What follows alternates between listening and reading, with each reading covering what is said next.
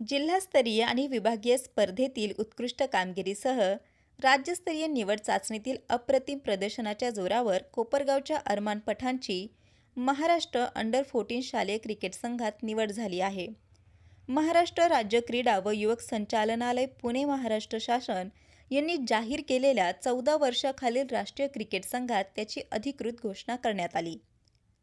अलीकडेच पार पडलेल्या जिल्हा व विभागीय शालेय क्रिकेट स्पर्धांमध्ये अरमानने उल्लेखनीय खेळ करत सर्वांचे लक्ष वेधले.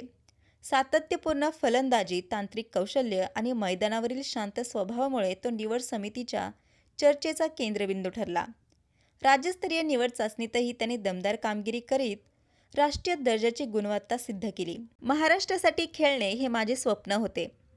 मला ही संधी मिळाल्याबद्दल प्रशिक्षकांचे, निवड समितीचे, माझ्या कुटुंबाचे व सुदर्शन क्रिकेट अकॅडमीचे संस्थापक आणि माझे कोच रिजवान पठाण सरांचे मी मनपूर्वक आभार मानतो. राष्ट्रीय पातळीवर राज्यासाठी उत्तम कामगिरी करण्याचा माझा पूर्ण प्रयत्न असेल, अशी भावना अरमानने व्यक्त केली. समितीच्या सदस्यांनी सांगितले की अरमानची फलंदाजीतील परिपक्वता, तंत्र आणि सातत्यपूर्ण प्रदर्शनामुळे तो 14 वर्षाखालील राष्ट्रीय संघासाठी योग्य उमेदवार ठरतो. आगामी डिसेंबर महिन्यात सीकर, राजस्थान येथे होणाऱ्या 69व्या राष्ट्रीय शालेय क्रिकेट स्पर्धेसाठी महाराष्ट्राचा संघ तयारी सुरू करत असून अरमानकडून फलंदाजीतील भक्कम योगदानाची अपेक्षा व्यक्त केली जात आहे. संवाद महाराष्ट्रासाठी रवी वाघडकर, कोपरगाव. सकाळी उठल्याबरोबर ग्राउंडवर यायचं, फिटनेस, एक्सरसाइज आणि मग ते झाल्यावर मग बॅटिंग ड्रिल्स ते चालती आणि दुपारी रेस्ट घेतो आणि मग संध्याकाळी 4 वाजता परत ड्रिल्स ते चालू करतो. माझे सर रिजवान सर आणि इम्रान सर हे मला कोचिंग करता. सर्वप्रथम नमस्कार.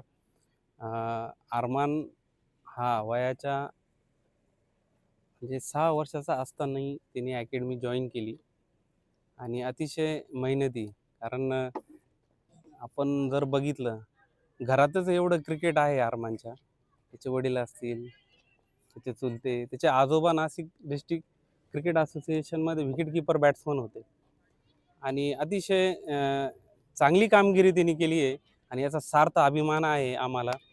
का मला वाटतं कोपरगाव तालुक्यामध्ये 30 वर्षानंतर हा महाराष्ट्र संघामध्ये निवड झाली आहे. सर्वात पहिले जर 1995मध्ये मला आठवतं आहे, अमोल भुसे म्हणून हा सर्वप्रथम शालेय नॅशनल झाला असेल तो अमोल भुसे. त्याच्यानंतर हा अरमान पठाण. त्याच्यामुळं मला खूप अभिमान आहे.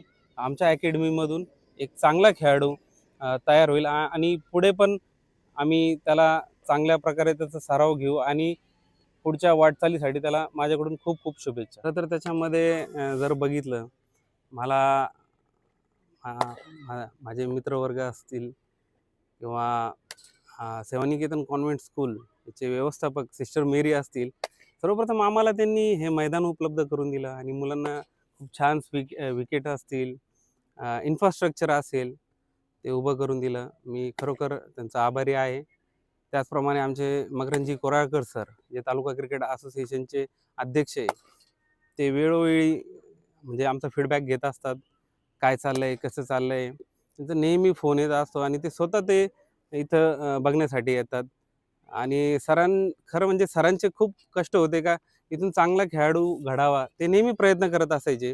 आणि नक्कीच आज खूप अभिमान वाटतोय का अरमानसारखा खेळाडू आज महाराष्ट्राला रिप्रेझेंट करतोय. त्याचबरोबर ज्या स्कूलकडून तो खेळाला, श्री श्री रविशंकर संगमनेर, त्या स्कूलचे क्रीडा शिक्षक श्री योगेशजी खरात सर यांचे पण मोलाचे मार्गदर्शन त्याला लाभले आणि त्यांची टीम विभागापर्यंत गेली आणि विभागाला गेल्यानंतर ते रनरअप म्हणजे उपविजेते ठरले आणि त्याचं तिथून सिलेक्शन झालं आणि त्या सिलेक्शनच्या जोरावर त्याने आज महाराष्ट्र संघामध्ये स्थान मिळवलं आहे.